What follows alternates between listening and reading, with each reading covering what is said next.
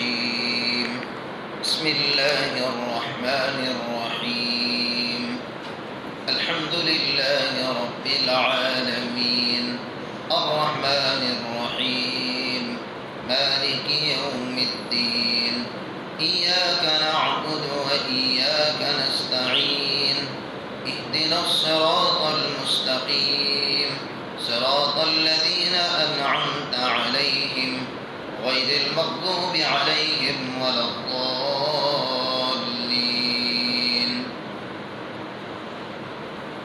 میں پناہ مانگتا ہوں اللہ تعالیٰ کی شیطان مردود سے۔ شروع اللہ کے نام سے جو بڑا مہربان نہایت رحم والا ہے۔ تمام تعریفیں اللہ ہی کی ہے جو تمام جہانوں کا پروردگار ہے، جو سب پر مہربان بہت مہربان ہے، روز جزا کا مالک ہے۔ اے اللہ، ہم تیری ہی عبادت کرتے ہیں اور تیری ہی سے مدد مانگتے ہیں۔ ہمیں صراط مستقیم کی ہدایت عطا فرما، ان لوگوں کے راستے پر جس پر تو نے انعام کیا ہے، نہ کہ ان لوگوں کے راستے پر جن پر تو نے غضب نازل فرمایا ہے، اور نہ ان لوگوں کے راستے پر جو بھٹکے ہوئے ہیں۔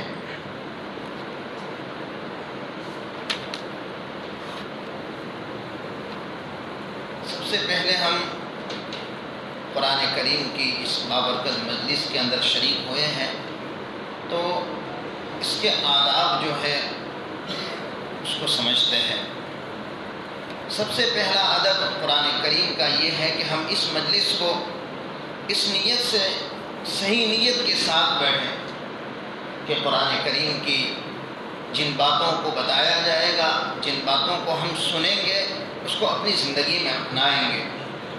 صحیح نیتوں کے ساتھ اس مجلس کے اندر شرکت کریں، اور جتنی انسان کی نیت پاک ہوتی ہے، صاف ہوتی ہے، اتنا علم اس کے سینے کے اندر نور کے ساتھ اترتا ہے، اور جب علم نور کے ساتھ آتا ہے تو وہ علم اس کو اعمال کے اوپر ابھارتا ہے۔ اس لیے ہم سب سے پہلے اچھی نیت کے ساتھ بیٹھیں اور اہتمام کے ساتھ بیٹھیں۔ روزانہ اپنا وقت کو فارغ کریں، اپنے کاروبار کو آگے پیچھے کر کے مجلس میں پہنچنے کی کوشش کریں۔ دوسرا ادب یہ ہے کہ اپنے آپ کو طہارت کے ساتھ طہارت کے اندر رکھے، اور طہارت باقی دو ہے۔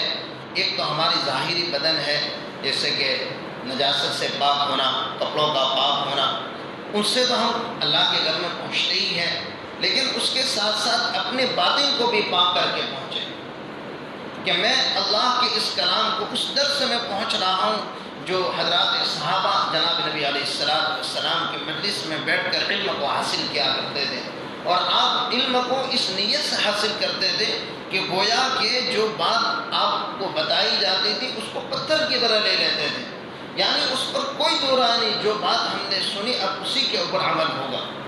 اتنی پاک نیتوں کے ساتھ اور دل کو صاف کر کے، مطمئن کر کے، اپنے کام کاج کو فارغ کر کے اور تمام مشغولیات سے فارغ کر کے پہنچنے کی کوشش کریں۔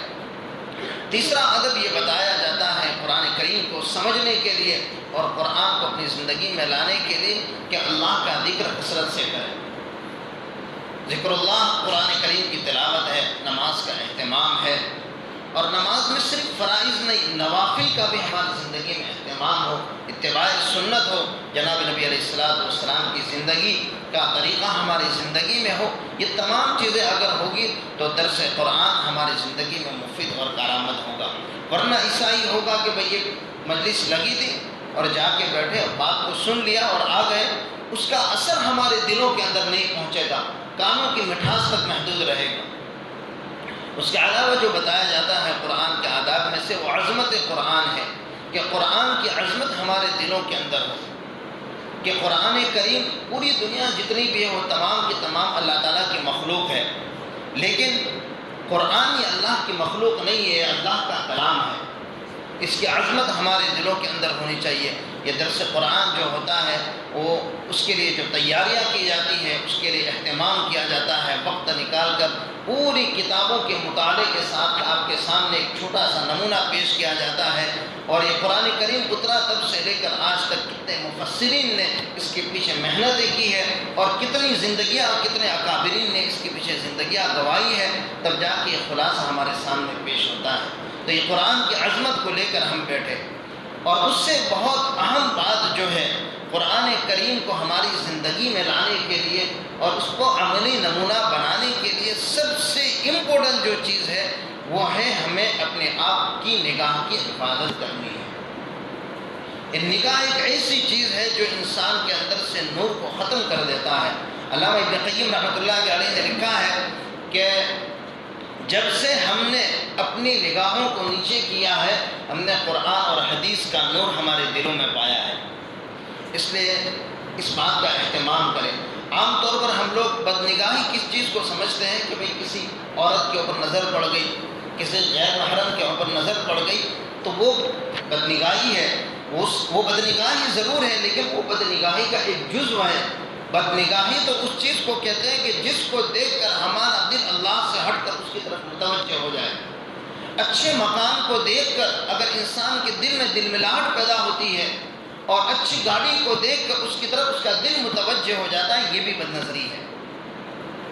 دنیا کی کسی بھی نعمت کی طرف دل کا متوجہ ہو جانا یہ بدنظری ہے. اس لیے اپنے آپ کی حفاظت کریں. اور سب سے اخیر میں جو بات قرآن کے آداب میں بتائی ہے جو زندگی میں لانے کے لیے وہ ہے اختیار اولیاء اور اتقیاء، کہ اپنے آپ کو نیک لوگوں کی صحبت میں رکھیں، ایسے مجلسوں میں جایا کریں اور مالداروں کی صحبت سے اپنے آپ کو دور رکھیں. جو آدمی زیادہ تر مالداروں پر نظر رکھتا ہے، اس کی چیزوں کے اوپر نظر رکھتا ہے، ان کے نشست گاہوں میں بیٹھتا ہے تو اس کا دل دنیا کی طرف متوجہ ہوتا ہے، قرآن علوم سے وہ محروم ہو جاتا ہے. اس لیے اس کا اہتمام کریں. اب قرآن کا درس شروع کرتے ہیں. سب سے پہلے یہ سمجھتے ہیں کہ قرآن کریم کیسے نازل ہوا. تو قرآن کریم دو طریقے سے نازل ہوا ہے. ایک تو اللہ تعالیٰ کے پاس سے آسمان دنیا کے اوپر یعنی لوح محفوظ سے لے کر آسمان دنیا کے اوپر ایک ساتھ شب قدر میں نازل ہوا ہے، اور اس کے بعد نبی علیہ السلام پر اس دنیا میں وقتاً فوقتاً جیسے جیسے ضرورت محسوس ہوئی ویسے ویسے نازل ہوا ہے. اب یہ ایسا کیوں کیا گیا؟ اللہ تعالیٰ چاہتے تو اسی وقت سیدھا آسمان سے جب ضرورت پڑتی اتار دیتے آیت کریمہ کو. پہلے آسمان پر اتارنے کی ضرورت کیوں پیش آئی؟ تو یہ دلیل ہے پہلے آسمان پر اتارنے کی اللہ تعالیٰ کے علام الغیوب ہونے پر سب سے بڑی دلیل ہے کہ قرآن کریم کا جو نزول ہے اس میں بہت ساری آیت کریمہ ایسے موقع کے اوپر نازل ہوئی ہے کہ کوئی واقعہ پیش آیا اور قرآن کریم کی آیت نازل ہو گئی. تو اللہ تعالیٰ پہلے سے اللہ کو اس کا علم تھا، اس لیے تو آپ نے پورے قرآن کو تیار کر کے لوح محفوظ آسمان دنیا پر پہلے ہی اتار دیا. یہ اللہ تعالیٰ کے علام الغیوب پر ہونے کی بہت بڑی دلیل ہے.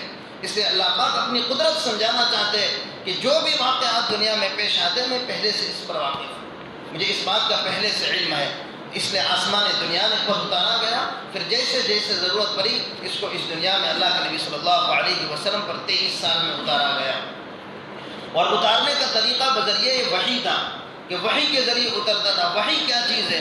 وحی وہ طریقہ ہے جو اللہ تعالیٰ اپنے پیغام کو انبیاء تک پہنچاتے ہیں. اب وہ طریقہ کیا ہوتا ہے نزول کا کہ بھئی کبھی حضرت جبرائیل علیہ السلام کے ذریعے اتارا ہے، اس کے الگ الگ طریقے بتائے ہیں. حضرت حارث بن ہشام رحمۃ اللہ رضی اللہ تعالیٰ عنہ نے ایک مرتبہ اللہ کے نبی سے پوچھا کہ آپ پر وحی کیسے نازل ہوتی ہے؟ تو فرمایا کہ احیانا یأتینی مثل صلصلۃ الجرس، کہ گھنٹی کے بجنے کی طرح میرے اوپر وحی نازل ہوتی ہے. اور یہ جو طریقہ تھا یہ اللہ کے نبی صلی اللہ علیہ وسلم کے اوپر سخت ہوا کرتا تھا. یعنی آپ ٹھنڈی کے موسم میں عائشہ رضی اللہ تعالیٰ عنہ فرماتی کہ ٹھنڈی کے موسم میں بھی آپ کے پسینے کے آپ کی پیشانی مبارک پر پسینہ نکل آتا. یہ سب سے سخت گھنٹی کے بجنے، یعنی آدمی گھنٹی مسلسل بجاتا رہتا ہے تو اس کو پتہ نہیں چلتا کہ آواز کس طرف سے آ رہی ہے، اس طرف سے آ رہی ہے، اس طرف، یعنی اس کی آواز کا سمت نہیں ہوتا ہے. بس ایسی گنگناہٹ والی آواز ہوتی تھی، بس وہ وحی کا نزول ہوتا تھا. اللہ کے نبی صلی اللہ علیہ وسلم فرماتے ہیں کہ جب وہ آواز ختم ہو جاتی تو وہ اتنی دیر میں وہ چیز میں محفوظ کر لیا کرتا تھا. یہ وحی کا ایک طریقہ تھا. دوسرا طریقہ جو تھا وہ حضرت جبرائیل علیہ السلام انسان کی شکل میں آیا کرتے تھے. عام طور پر حضرت دحیہ قلبی رضی اللہ تعالیٰ عنہ کے شکل میں آیا کرتے تھے، لیکن جب کسی انسان کی شکل میں آتے تھے وہ انسان کو نظر نہیں آتے تھے. اللہ کے نبی صلی اللہ علیہ وسلم کو پتہ چل جاتا تھا کہ کوئی میرے پاس آئے ہیں، جیسے دحیہ قلبی آئے ہیں، تو ان کو پتہ چلتا تھا، صحابہ کو پتہ نہیں چلتا تھا. اور جس نے بھی اپنی زندگی میں حضرت جبرائیل کو کسی انسان کی شکل میں دیکھا ہے، کتابوں میں لکھا ہے کہ آخر عمر میں وہ نابینا ہو چکے ہیں. جیسے کہ حضرت ابن عباس رضی اللہ تعالیٰ عنہ اور حضرت عبداللہ ابن عباس رضی اللہ تعالیٰ عنہ دونوں ایک مرتبہ جناب نبی علیہ السلام کی مجلس میں تھے، آئے تو حضرت عباس رضی اللہ تعالیٰ عنہ نے سلام کیا. اللہ کے نبی صلی اللہ علیہ وسلم نے جواب نہیں دیا، تو حضرت عباس رضی اللہ تعالیٰ عنہ غمزدہ ہوئے کہ کیا بات ہے، اللہ کے نبی صلی اللہ علیہ وسلم جواب نہیں دے رہے ہیں. تو حضرت عبداللہ ابن عباس رضی اللہ تعالیٰ عنہ نے کہا کہ آپ دیکھ نہیں رہے، دحیہ قلبی بیٹھے ہوئے ہیں. تو حضرت عباس کو نظر نہیں آئے تھے، حضرت عبداللہ ابن عباس کو ان کے بیٹے کو نظر آئے تھے. تو وہاں بیٹھے ہوئے آپ کو نظر نہیں آ رہے، بات کر رہے ہیں اللہ کے نبی صلی اللہ علیہ وسلم دحیہ قلبی سے بات کر رہے ہیں. حضرت عباس کہہ رہے ہیں کوئی نہیں ہے. معلوم ہوا کہ دحیہ قلبی کی شکل میں حضرت جبرائیل موجود تھے. تو حضرت عبداللہ ابن عباس نے دیکھ لیا، نتیجہ یہ ہوا کہ آخری عمر میں آپ نابینا ہو چکے ہیں. یہ جبرائیل یعنی فرشتوں کی جو جلال ہوتی تھی، جو قرآن کو لے کر آتے تھے، وہ انسان کی شکل ہر انسان اس کو بس دیکھ نہیں سکتا تھا. تو ایک وہ طریقہ تھا. دوسرا طریقہ، بہت سارے اور بھی طریقے تھے. کبھی اللہ کے نبی صلی اللہ علیہ وسلم کو خواب کے ذریعے کوئی حکم دیا گیا، کبھی جبرائیل علیہ السلام اپنی اصلی شکل میں آتے تھے. اللہ کے نبی صلی اللہ علیہ وسلم نے اپنی زندگی میں 2 مرتبہ حضرت جبرائیل کو اپنی شکل میں دیکھا ہے. اسی طرح اللہ کے نبی صلی اللہ علیہ وسلم کا معراج کا واقعہ ہے، جو آپ نے اللہ تعالیٰ سے بات کی تھی، کلام کیا تھا، وہ بھی ایک طریقہ ہے. اس کے علاوہ بعض مرتبہ بغیر اسباب کے، یعنی نہ جبرائیل آئے ہیں، کوئی اسباب نہیں ہے، سیدھا اللہ تعالیٰ اپنا حکم اللہ کے نبی کے دل پر القاء کرتے ہیں. یہ بھی ایک طریقہ ہے. تو وحی کے بہت سارے طریقے، زیادہ تر جو طریقہ تھا وہ حضرت جبرائیل علیہ السلام آتے تھے اور اللہ کا پیغام اللہ کے نبی تک پہنچاتے تھے. وحی کی ابتدا کیسے ہوئی اللہ کے نبی صلی اللہ علیہ وسلم پر؟ تو سب سے پہلے حضرت عائشہ فرماتی ہے کہ 6 مہینے تک تو آپ نے صرف خواب دیکھا ہے. رات کو خواب دیکھتے، جو دیکھتے وہ صبح میں ویسا کا ویسا بالکل اللہ تعالیٰ اس کو ظاہر کرتے تھے. اس کے بعد پھر خواب وحی کی ابتدا ہوئی. حضرت جبرائیل علیہ السلام غار حرا میں آئے اور سب سے پہلی آیت جو اقرا، ہم سب آپ جانتے ہی وہ نازل ہوئی اور آپ کو دبایا اور کہا کہ میں پڑھا ہوا نہیں ہوں. واقعہ آپ سب جانتے ہی ہے، تفصیل میں جانے کی ضرورت نہیں ہے. وہ پہلے وہی جبرائیل علیہ السلام دے کر آئے تھے. اس سے پہلے 6 مہینے تک آپ نے خواب دیکھے.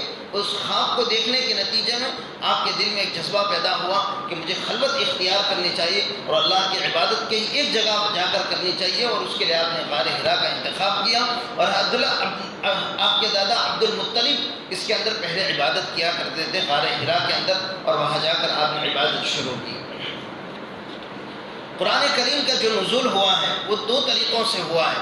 ایک تو وہ طریقہ ہے جو اللہ تعالیٰ نے خود کسی حکم کو نازل فرما دیا اللہ کے نبی صلی اللہ علیہ وسلم کے اوپر، اور کچھ آیات ایسے نازل ہوئی ہے کہ جس سے پہلے کوئی واقعہ پیش آیا ہے، یا تو کوئی قصہ پیش آ گیا، یا کوئی کسی نے کوئی سوال کر لیا. جیسے کہ واقعہ لکھا ہے، میں انشاءاللہ بہت مختصر مکمل کرنے کی کوشش کروں گا، 20 منٹ سے زیادہ بات نہیں ہوگی. ساتھی تھوڑی دیر ذہن نشین رکھ کے اپنی بات کو سنیں. بات یہ چل رہی تھی کہ ایک صحابی ہے حضرت مرثد رضی اللہ تعالیٰ عنہ.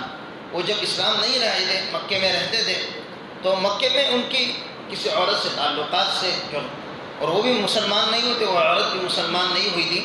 پھر آپ مدینہ تشریف لائے، اپنے اسلام قبول کیا، اور اسلام قبول کرنے کے بعد دوبارہ جب آپ مدینہ مکہ گئے تو وہ عورت جو تھی جس سے آپ کے تعلقات تھے، اس نے برے کام کے لیے ان کو بلایا. تو انہوں نے انکار کر دیا کہ میں نے اسلام قبول کر دیا ہے، تیرے اور میرے درمیان اسلام حائل ہے، اب میں تیرے ساتھ یہ کام نہیں کر سکتا ہوں. پھر حضرت صحابی نے کہا کہ ٹھیک ہے، میں اللہ کے نبی صلی اللہ علیہ وسلم سے پوچھ کر بتاؤں گی کہ اگر اجازت دیں گے تو میں نکاح کر لوں گا آپ سے. تو انہوں نے آ کر اللہ کے نبی صلی اللہ علیہ وسلم سے سوال کیا، تو اس پر قرآن کی آیت نازل ہوئی کہ وَلَا تَنكِحُوا الْمُشْرِكَاتِ حَتَّىٰ يُؤْمِنَّ وَلَأَمَةٌ مُؤْمِنَةٌ خَيْرٌ مِّن مُّشْرِكَةٍ وَلَوْ أَعْجَبَتْكُمْ. کہ تم کسی کافرہ سے نکاح نہیں کر سکتے ہو جب تک کہ وہ ایمان نہ لے آئے، اور ایک باندی جو مومن ہے، وہ تمہارے لیے مشرک عورت سے بہتر ہے۔ یہ عجیب بات بیان فرمائی ہے۔ آج ہمارے ماحول کے اندر، ہمارے معاشرے کے اندر ہم کیا کرتے ہیں کہ غیروں کے کسی طریقے کو لے کر، ان کی سوسائٹی کی صفائی کو لے کر اور ان کی ڈسپلن کو لے کر آج ہم مسلمانوں کا شکوہ کرتے ہیں، بولے یار کیسی صفائی دے رہتی ہے، دیکھو مسلمانوں کا علاقہ ہے، یہ مسلمان ہے لیکن کیسا ہے۔ قرآن کیا کہتا ہے کہ ایک مومن باندی مشرک عورت سے بہتر ہے، یعنی مسلمان جیسا بھی گیا گزرا ہو لیکن اس نے اپنے رب کو جانا ہے کہ اس کی ہزار نعمتوں سے بہتر ہے، اس کی ہزار خوبیوں سے بہتر ہے۔ اس لیے کبھی بھی یہ بات ہمارے ذہن میں نہیں آنی چاہیے۔ ہماری زبانوں پر ایسے الفاظ آتے ہیں، اللہ ہم سب کی حفاظت فرمائے کہ ہم لوگوں کو یعنی غیروں کے طریقوں کو دیکھ کر مسلمانوں کے اوپر شکوہ کرتے ہیں۔ پھر قرآن کریم کے جو صورتیں ہیں، اس صورتوں کے اندر صورتوں کے ساتھ لکھا ہوا ہوتا ہے مکی اور مدنی۔ تو مکی اور مدنی کا کیا مطلب ہے؟ عام طور پر ہمارے ذہنوں میں یہ ہوتا ہے کہ جو آیت کریمہ مکہ میں نازل ہوئی اس کو ہم مکی کہتے ہیں، اور جو مدینے میں نازل ہوئی اس کو مدنی کہتے ہیں، لیکن صحیح طریقہ یہ ہے کہ ہجرت سے پہلے جو آیت نازل ہوئی ہے، اللہ کے نبی صلی اللہ علیہ وسلم نے جو ہجرت کی ہے، وہ ہجرت سے پہلے جو آیت نازل ہوئی ہے اس کو مکی کہا جاتا ہے، اور جو آیت بعد میں نازل ہوئی ہے اس کو مدنی کہا جاتا ہے۔ اب چاہے اللہ کے نبی صلی اللہ علیہ وسلم مکہ تشریف لائے ہو اور قرآن کریم کی کوئی آیت نازل ہوئی تو بھی اس کو مکی مدنی ہی کہیں گے۔ اسی طرح اگر آپ طائف میں تھے یا آپ معراج کے موقع کے اوپر تھے اور کوئی قرآن کریم کی آیت نازل ہوئی تو وہ مکی کہی جائے گی، اس لیے کہ وہ ہجرت سے پہلے کی تھی۔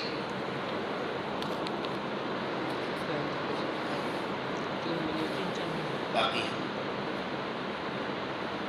اعوذ باللہ من الشیطان الرجیم، ہم اللہ تعالیٰ کی پناہ مانگتے ہیں شیطان مردود سے۔ تو قرآن کریم کے اندر اللہ پاک نے اس آیت کریمہ کو نازل نہیں فرمایا۔ پورے قرآن میں اعوذ باللہ من الشیطان الرجیم کہیں نازل نہیں ہوا ہے، لیکن اس کا حکم ضرور آیا ہے کہ فَإِذَا قُرِئَ الْقُرْآنُ فَاسْتَعِذْ بِاللَّهِ مِنَ الشَّيْطَانِ الرَّجِيمِ، کہ جب بھی تم قرآن کریم کو پڑھو تو اللہ تعالیٰ کی پناہ مانگا کرو۔ تو آیت اعوذ باللہ من الشیطان الرجیم دو موقعوں پر پڑھنے کا حکم فرمایا ہے۔ ایک تو اس وقت جب تم قرآن کریم کو پڑھو، یعنی اس سے یہ سمجھ میں آتا ہے کہ قرآن کتنی عظیم چیز ہے کہ اس کو پڑھنے سے پہلے اللہ تعالیٰ بندے کو شیطان سے دور کرنے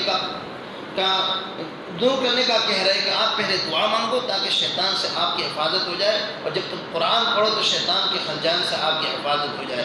اور دوسرا موقع جو ہے کہ جب بھی اگر تم کو کسی موقع کے اوپر دل کے اندر یہ داعیہ پیدا ہوتا ہے گناہ کا، آپ کا دل کسی گناہ کی طرف مائل ہو رہا ہے، کسی جھوٹ بولنے کی طرف مائل ہو رہا ہے، زنا کی طرف مائل ہو رہا ہے، دھوکے بازی کی طرف مائل ہو رہا ہے، ماں باپ سے جھگڑنے کی طرف مائل ہو رہا ہے، اولاد کی کسی ایسی بات کی طرف مائل ہو رہا ہے جو بچوں کے لیے نقصان دہ، تو آپ فوراً اللہ تعالیٰ کی پناہ مانگو۔ تو ان دو موقعوں کے اوپر خاص طور پر اللہ تعالیٰ کا حکم ہے۔ اس کے علاوہ بھی انسان کبھی کسی بھی موقع پر اعوذ باللہ پڑھ سکتا ہے اور اللہ تعالیٰ کی پناہ مانگ سکتا ہے، لیکن مسنون یہ دو طریقے ہیں۔ آگے فرمایا بسم اللہ الرحمن الرحیم، کہ میں شروع کرتا ہوں اللہ تعالیٰ کے نام سے جو بڑا مہربان نہایت رحم والا ہے۔ اس آیت کریمہ کا ترجمہ اور مطلب آج بیان کر دیتے ہیں، احکام انشاءاللہ آئندہ مجلس میں بیان کریں گے۔ اس کا ترجمہ تو میں نے پڑھ لیا۔ مطلب یہ ہے کہ ہم اللہ تعالیٰ کے نام سے شروع کرتے ہیں جو رحمان ہے رحیم ہے۔ سمجھ میں یہ آتا ہے کہ دونوں ایک ہی ہے، رحمان اور رحیم میں فرق کیا ہے؟ تو دونوں میں بہت بڑا فرق ہے۔ رحمان کا مطلب یہ ہے کہ جو سب پر مہربان ہے، اور رحیم کا مطلب یہ ہے کہ اس کی رحمت سب کو ڈھانکی ہوئی ہے۔ اب رحمان کا مطلب یہ ہے کہ سب پر مہربان ہے، یعنی دنیا کے اوپر، آخرت کے اوپر، پرند کے اوپر، چرند کے اوپر، سب کے اوپر مہربان ہے۔ اور رحیم کا مطلب یہ ہے کہ جس پر بھی مہربان ہے کامل مہربان ہے۔ ایسا نہیں ہے کہ بھئی ڈیوائڈ ہے، اس کی رحم پوری دنیا میں تقسیم ہو گئی تو تھوڑی اس کو ملی، تھوڑی اس کو ملی، تھوڑی اس کو ملی، تھوڑی اس کو ملی، ایسا نہیں۔ رحیم ہے تو سب پر رحیم ہے، اور اس کی رحمت جتنی اس کے اوپر ہے اتنی اس کے اوپر ہے۔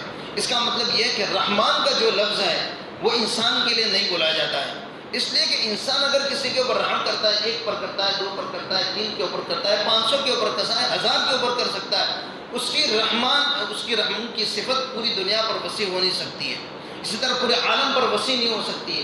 یہ صفت صرف اللہ تعالیٰ کے ساتھ خاص ہے کہ اللہ ہی رحمان ہے، اس کے علاوہ کوئی رحمان نہیں ہے۔ اور رحیم یہ انسان کے لیے استعمال کیا جا سکتا ہے۔ خود اللہ نے قرآن کریم میں اللہ کے نبی صلی اللہ علیہ وسلم کے لیے استعمال کیا ہے، لقد جاءکم رسول من انفسکم عزیز علیہ ما عنتم حریص علیکم بالمؤمنین رؤوف الرحیم، کہ رحیم کہ جس کے اوپر رحم کر رہا ہے اس کو مکمل رحم کر رہا ہے۔ اب میں ان کے ساتھ کوئی خیر خواہی کر رہا ہوں تو ان کی تمام ضروریات کا لحاظ رکھتا ہوں، ان کی تمام ضروریات کو مکمل کرتا ہوں، تو مجھے ان کی جتنی ضروریات ہیں وہ مکمل کر رہا ہوں، تو میں مکمل رحیم ہوں ان کے لیے۔ تو میں انسان رحیم تو بن سکتا ہے لیکن رحمان نہیں بن سکتا ہے۔